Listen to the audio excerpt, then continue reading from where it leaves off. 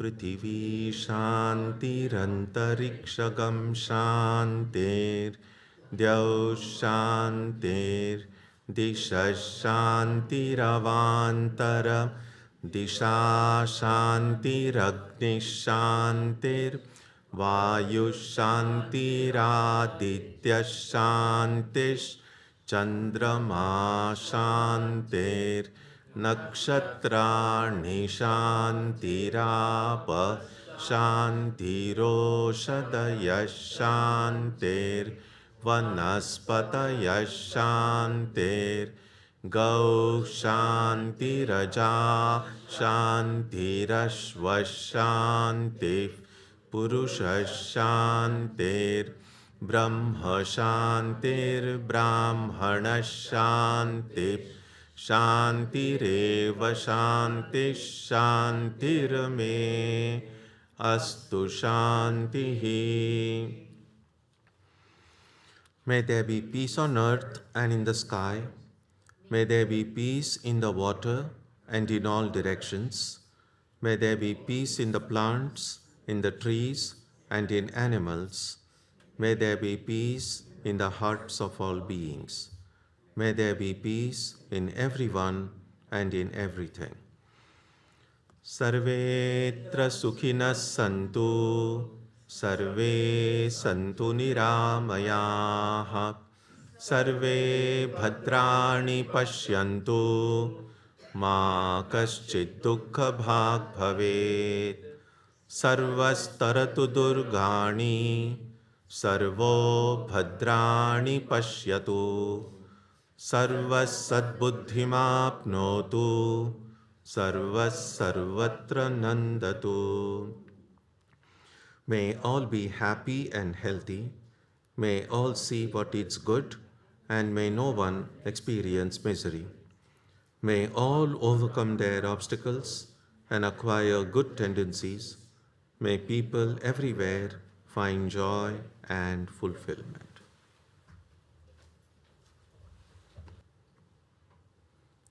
Om Asato Ma Satkamaya Tamaso Ma Jyotirgamaya Mrityor Ma Amritam Gamaya Aviravir Mayeti Rudrayate Dakshinam Mukham Tena Mam Pahi Nityam. May the Divine lead us from the unreal to the real, from darkness to light, from death to immortality. May the Divine Consciousness fill our hearts and protect us.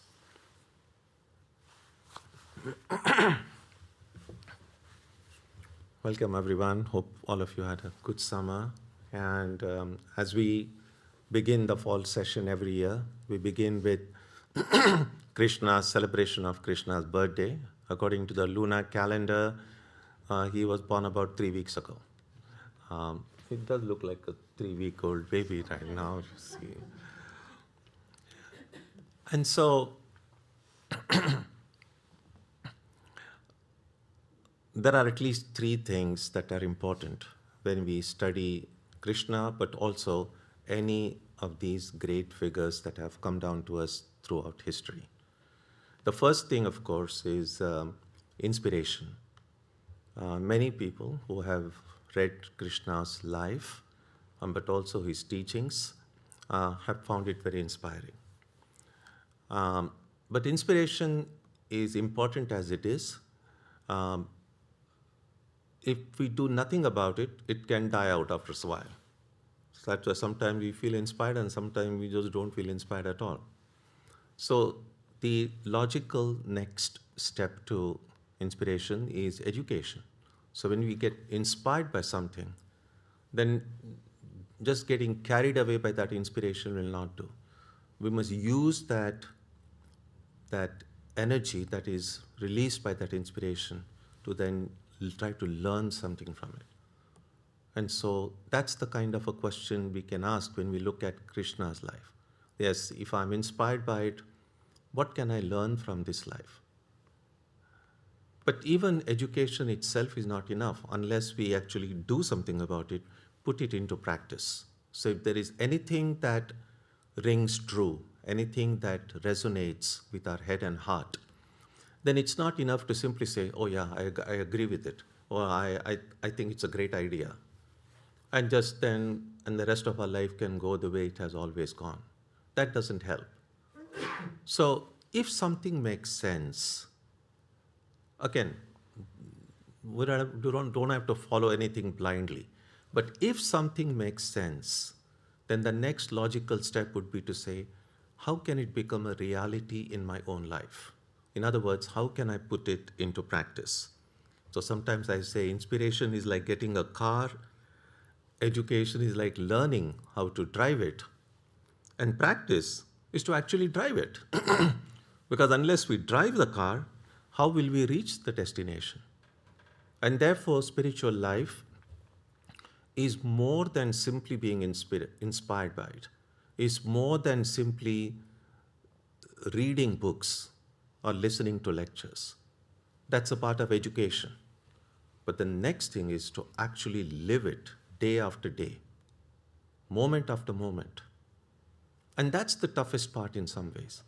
There are a lot of things in life we know are true and good, but then we connect it with our life and say, if it is true and good, how much of it is real in my own life as I interact with people, as I do my work, as I go about carrying out my apparently mundane or secular activities?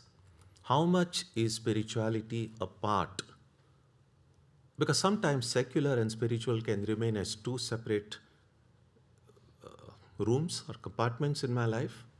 So when we do something ostensibly spiritual, go to a place of worship, study, and then we feel kind of a spiritual euphoria, and then you say, go out into the world, and then you say, okay, now I'm going to close my spiritual door and now open it. And that's never going to help. Because that kind of a division in life doesn't help.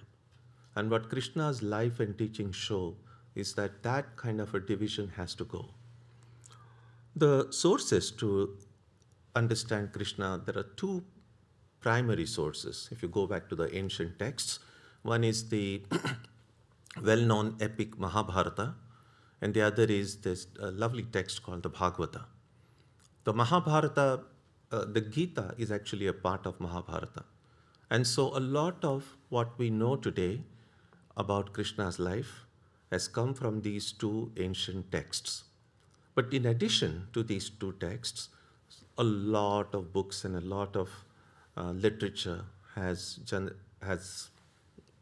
come, which also has become kind of secondary sources of learning about Krishna. Now, one of the challenges we find, especially with all these ancient figures, but I would imagine probably more of these figures which originated in the East, because the notion of history as we understand it today, it's a relatively recent phenomenon, maybe in last few centuries.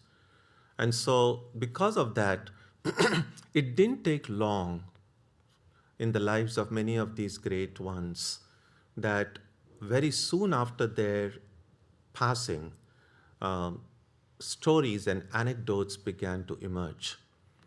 And then those of us now, separated by these figures through centuries, when you go back to the narratives from their lives, it's not often easy to understand which is history and which is stories. Because a lot of these things we read in Krishna's life do appear as if belonging more to mythology than to history. Some of these things are clearly, just because it's mythology doesn't mean it's not true, but it's a different way of narrating what may or may not have happened. And so, which is the way to know who real Krishna was? How much can books help us know who Krishna was? How much can lectures help us know who real Krishna was? Now, even if you think about our own lives, how much can we know a real person, even an average person? even the people closest to us, people around us, people with whom we spend a lot of time, um, we might think that we know them, but most of our knowledge about other people is mostly, almost always about what we see outwardly, their appearance, the way they speak, the way they behave, the way they react, and that forms a judgment about people. We have no idea what's going on inside them. And so our knowledge about other people is always going to be limited and sometimes not even accurate. The only person we know fully, as far, I mean, at least potentially we can know, is our own selves. Um, if you look in a mirror, you'll have some idea about how you look outwardly. Although we, even ourselves, we can't see ourselves fully. We can't see the back of my head, for instance. But still,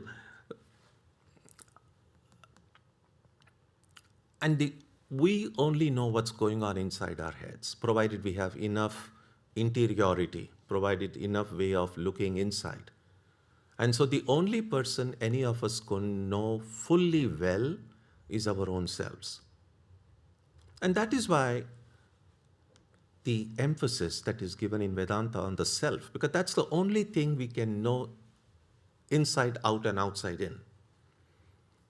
And so when we think about Krishna's life, the question becomes not so much about which part of Krishna is historical, which part of is mythological, and there are a lot of scholars and they have done it over centuries and they'll continue to do it, and that kind of study has a value.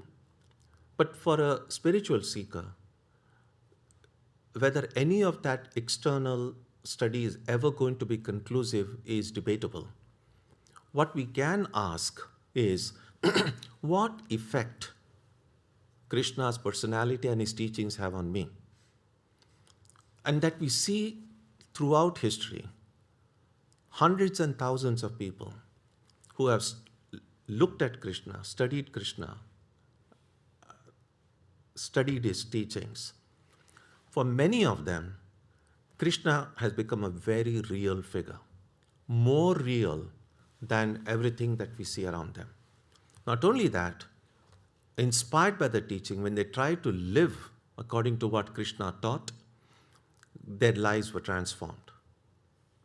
That they became progressively better and better versions of themselves. Now, our own transformation, that's not mythological. We will not ever doubt the changes occurring within us because that's we are directly experiencing it.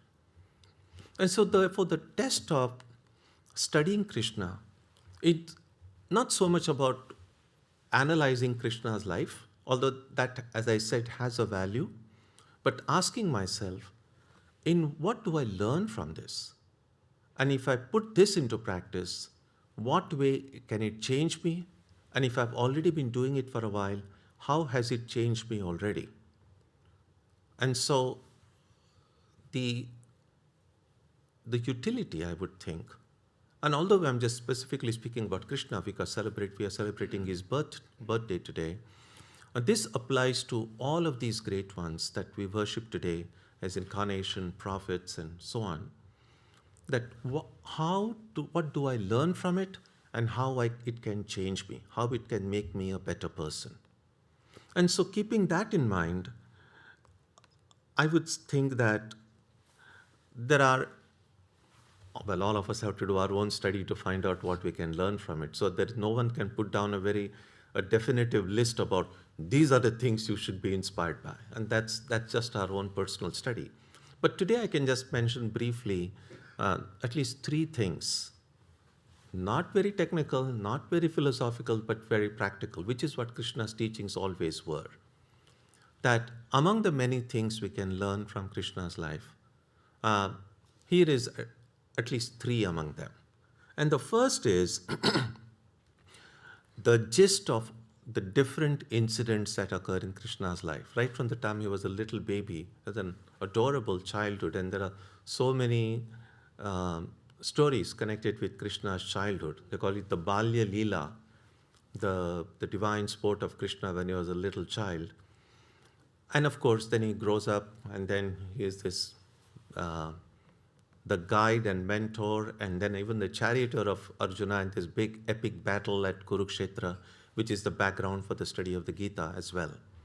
So, throughout all this life, what we see is Krishna was always very, very cheerful. He's very, among all these great historical figures, he's he's probably in the top of the line, if you like, for being just such a playful, joyful figure. Very mischievous. Um, you can see this the one he is having the pot in his hand in that very popular image. Um, it's butter. He was very fond of butter. And not simply the butter, that his mom oftentimes just hung it up high up in the ceiling so that little one hands won't reach it. Then he and his friends would then go in throughout the village and then try to see wherever it was within reach, or even climb on top of each other and stealing butter. So it begins his life with stealing. Yeah. And someone says, "Well, such a divine figure, why would a divine? Stealing is not good." And then, of course, then we read about it like, is there some symbolical meaning behind it? Is he still continuing to steal? And then what these devotional texts says, yeah, indeed, he's still a stealer. Now he steals our heart. And if our hearts are just hard and filled with hatred and anger, that doesn't sound very buttery. But if a heart is filled with love, is filled with kindness, filled with understanding, then that's the kind of heart Krishna would love to steal. And so, whichever way and whichever story we might have read about it, or if you have seen most people nowadays, reading has become so less. But luckily, there's lots of TV serials and visual videos and so on by which people come to know about Krishna. Um, the image that comes before the mind is of a very joyful figure. And that's, one might say, that's one of the first lessons that can come to us. Swami Vivekananda once said that way back, and at least he was referring to the 18th, 19th centuries, the idea of a spiritual person was someone with a very long face, and as if all the burden of the world you are carrying upon you. That if you are joyful, cheerful, telling stories and being funny stories, like, this person can't be spiritual. That was the old idea. But Swami Vivekananda used to say, if we are the children of the Divine Mother, and she is the one from the originator of all bliss, there is a phrase that is often used, Anandamayi, that she is filled with bliss. And if we are children of that blissful divine figure, then it makes no sense that we'll always go about in a very morose and depressed sort of appearance. And so, Swami Vivekananda's one quote I particularly like. He says, by being cheerful always and contented, one can be nearer to God, nearer than any prayer. So even before we sit down to pray or to meditate, just if you're feeling very sad or depressed, and take a walk or read some funny story before doing your prayer, because I think the prayer will be more effective and the meditation will be better if again, not being hilariously excited, because that doesn't help the nerves at all. Just cheerfulness, not the two extremes, extreme depression and extreme overexcitedness. Somewhere in the middle, just being content, having the kind of a Mona Lisa smile, if you like. And you sit that way, all your muscles are relaxed, and then you pray and meditate in a one. In Krishna's life, we see the importance of being cheerful always. Swami Vivekananda's words come to mind. He said, despondency is not religion, whatever else it may be. By being pleasant always and smiling, it takes you nearer to God, nearer than any prayer. How can those minds that are gloomy and dull love? If they talk of love, it is false. They want to hurt others. Think of the fanatics. They make the longest faces, and all their religion is to fight against others in word and act. Think of what they have done in the past and of what they would do now if they were given a free hand.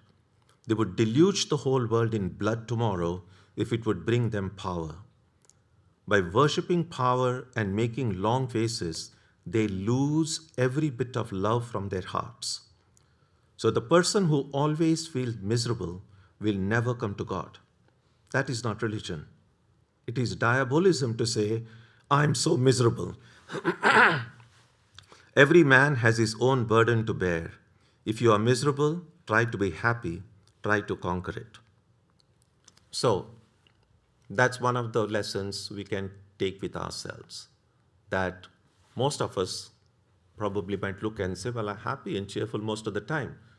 Good. Now let me make it all of the time.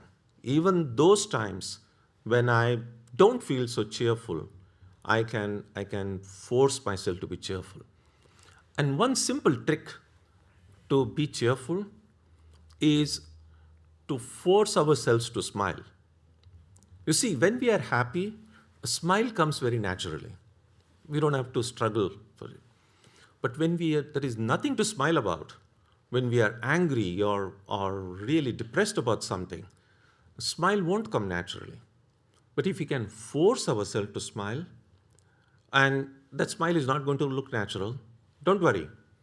But somehow, just the physical act, that the specific muscles getting stretched, if you like, there is this association between the state of mind and the corresponding activity in the body.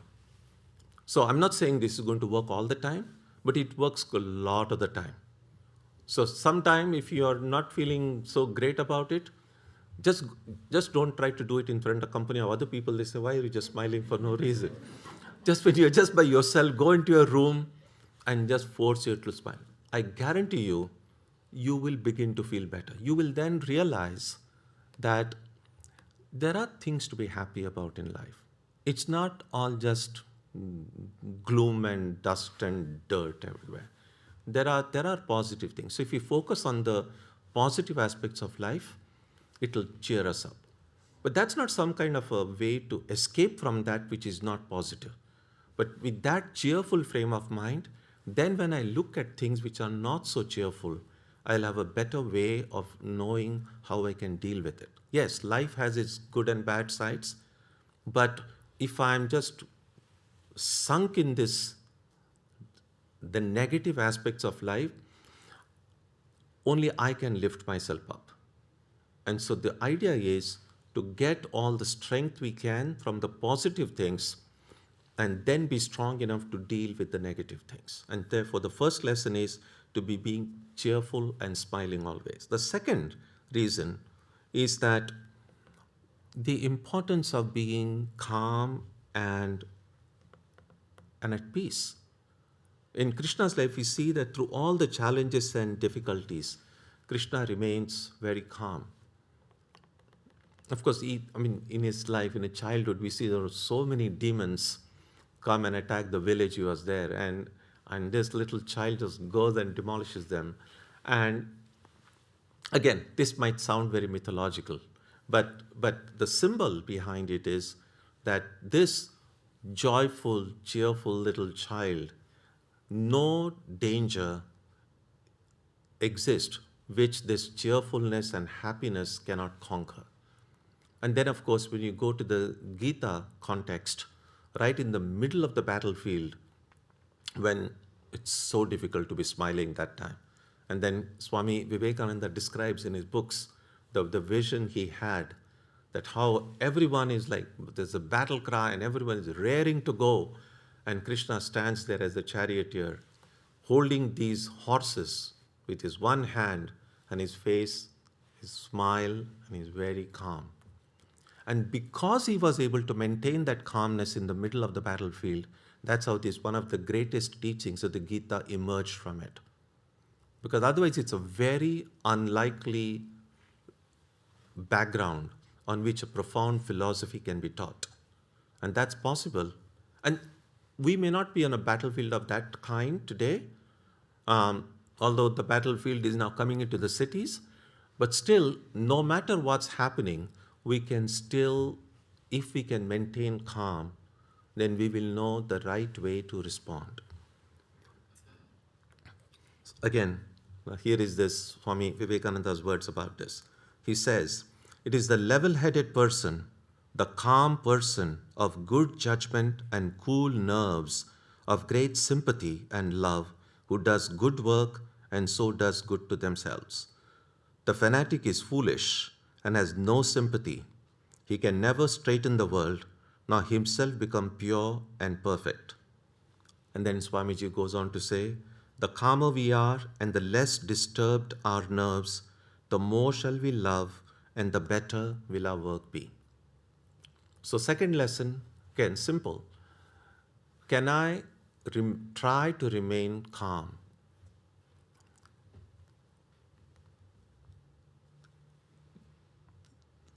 One thing we can learn from our own experience in life. All of us have gone through difficult times. All of us have had challenges in life. And when we are passing through a difficult time, of course we feel agitated, we feel tense. But what feels like an earth-shattering event now, we look back at it, say 6 months later or a year later, and that challenge has passed. And then you can look back and just laugh about it. We can even say, "Oh my God, I was so tense then, and now I'm not so tense after 6 months." And just not too long ago, there was this big pandemic we had. Millions of people died all over the world. And it wasn't a pretty thing. Everyone was tense, everyone was worried, we were all masked. Remember? We used to mask. And now we are able to smile about it. Again, don't smile too much because there is a strain coming, but it's no longer the kind of danger we thought we were in. So many things in life show us that in the moment things appear terrible, but then let some time pass, just like clouds move, these good and bad things, they also keep on moving. And so a person might say, yes, things are bad, but such things have happened in my life before, and I'm able to look back and laugh at them. And if I'm going to laugh at and smile at these things after 6 months, why shouldn't I begin right now? And that's just what life can teach us. And finally, a central feature of Krishna's life is what we might say his non-attachment. In fact, his cheerfulness and calmness both became possible because of this quality of non-attachment. In fact, one recurring theme that occurs all through Krishna's life. Now, non-attachment doesn't sound like a very exciting thing or a wonderful thing like being calm and peaceful and cheerful. But that is at the heart of who Krishna was. We see, just the way Krishna's life comes down to us. As a little child, he was in this village in Nandagram and in Vrindavan. And then he moves to Mathura when he grows up. And that's where afterwards all these battle and everything occurred. We see that he has never gone back to this thing. There wasn't, every stage he was able to move without feeling any regret or anything about it. And such things happen in the lives of all of us. That no matter to what age group we belong, many of us will remember that when we were little, when we were children, we had a set of friends, and maybe some of us might still have those friends now after years or decades later. But oftentimes, we move. We go to study, college, career, here and there. Families get separated, friends get separated for various reasons. And so geographically, we might be far away. Sometimes we may not even know where some of the people who are close to us are today. And so either we can get locked up into the past and we just thinking about the past and not being able to deal with the present, or just be dreaming about the future. Now, what non-attachment does, it says at every experience we have in life, every association we have in life, every relationship we have in life, everything in life is trying to teach me something. And I should learn, I should grow, it's a nourishment for us. I should grow and I should keep moving. And as much as I can, extend a helping hand. But life is all about people coming together and people dispersing. That's how it is. Eventually, I mean, think about it. And it's a simple thing. We all know it, although we tend to forget it often. When we came into the world, we were just alone. It took a few days or weeks to even know, oh, these are my people, this is my family. All this, what is mine, it took a while for the baby to understand. So we came into the world alone, and when we go, even when you're surrounded by family and friends around our bed, when we go alone. And so separation and coming together, that's just the way life is. We may like it, we may not like it, but there's nothing we can do about it. That's just the way things are. So we need to find a way to deal with this reality of our existence. And that is what non-attachment can teach us. Non-attachment is not about, attachment we think in terms about other people, but primarily it's an internal, it's a psychological thing. The more I'm attached to my ego, that's the primary reason that I'm attached to the world, attached to the people, attached to places, attached to things, attached to food, attached to all external attachments spring from an attachment to the ego. And spirituality really means, can I loosen that hold of the ego upon me? And if there is this kind of the more the ego reduction occurs, the non-attachment occurs automatically. And this is something interesting. The more non-attached we are, the more we can love. Sometimes we get mixed up with attachment and love. We think if I love somebody, then I am attached to that person. Wrong, according to Vedanta. Vedanta says attachment is an obstacle. I can love someone fully only I'm truly detached from it. Because truly detachment would mean I'm detached from my ego. Then I'm fully able to think of the object of my love. Otherwise, the more my ego is strong, it might seem as if I'm attached to someone else, but it's my attachment to the ego, and then to make everything and everyone around me as mine. This is my family, this is my country, this is my idea, these are my property. Where does that my come from? It comes originally from the I. And so they are very connected. And therefore, if you want to truly love, then this ego has to get out of the way. Because ego is what makes us feel I. And when the ego goes out, it's all about you. And so that is true love. When one's self-interest gets out of the way and one thinks about the object of one's love.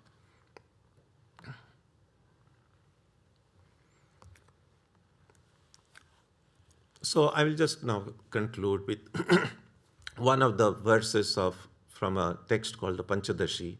It's a favorite verse of mine. Many of you who have been coming for a long time have heard me quote it very often. So bear with me, you'll have to hear it once again. So this verse is the first time I heard about it was when I first read the text. It was sometime in the early 80s. So it's almost close to 45 years ago. And this it's a pretty big text. But when this verse came, it just kind of struck a chord. And I was not me alone. There was a lot of our young monks were there in Madras in southern India. And we had our own printing press in the center there. So we were so inspired by this verse, we immediately went and designed one poster, and we had it hung up in every room of the monastery. So with all this big now build up to that. So this is the verse, and this is how it goes in Sanskrit. Yat abhavi na tad bhavi, bhavi chet na tad anyatha, iti chinta vishagnoyam bodho brahma nivartakaha. It's Yeah, it may just sound like mumbo jumbo if you don't know Sanskrit, but it actually is a pretty simple verse. Yat abhavi na tad bhavi. That which will not happen will not happen. Bhavi chet, if something is going to happen, na tad anyatha, no one can change it. Of course, it's a little like that kesara sara. What will be, what will not be. And then the second another verse says, Iti chinta vishagnoyam bodha. Bodha means this knowledge, this awareness. Chinta vishagnaha destroys the poison of anxiety. And Brahma nivartakaha and removes all delusion from the mind. It's actually pure common sense, but something we forget so often. And the idea is that in every situation in life, in every moment of our life, we are called upon to do things. We are called upon to take decisions. And at every time, we have to use our best judgment, use the skills and talents that have come to us through God's grace, use them in the best possible way. Work hard, be sincere, do the right thing as you see it. But having done your best, used your judgment and done the best you can, then you step back and then you say, there is nothing more I could have done in this situation. Now what will be, will be. What will not be, will not be. Because all of our anxiety is about, oh, will this turn out well or not? Should it happen this way or not? Is a totally waste of energy. Because what will change the outcome is doing things about it. And if you have already done our best, then there is nothing more you could do at that moment. Our best can change over time. But at any given moment, if I have done my best in terms of my judgment and an action, then it makes sense to step back and be free from that anxiety. And it's not a very profound philosophy in some ways, basic common sense, but best. But recognizing that there are a lot of factors in life over which I have no control. The only factors I have control over is myself. And I'm going to do the best I can. And then step back and say, now let things take their own course. That's the way to non-attachment. So I would encourage all of you, and many of you have already been studying these things, but whenever you undertake a study of Krishna's teaching or his life or any other spiritual text, keep these things in the mind. Inspiration, education, practice. And ask yourself, does any of this make sense to me? And if it makes sense, I must say, how can I put it into practice? Not next year, not when I retire. How can I put it into practice starting next morning or maybe right away?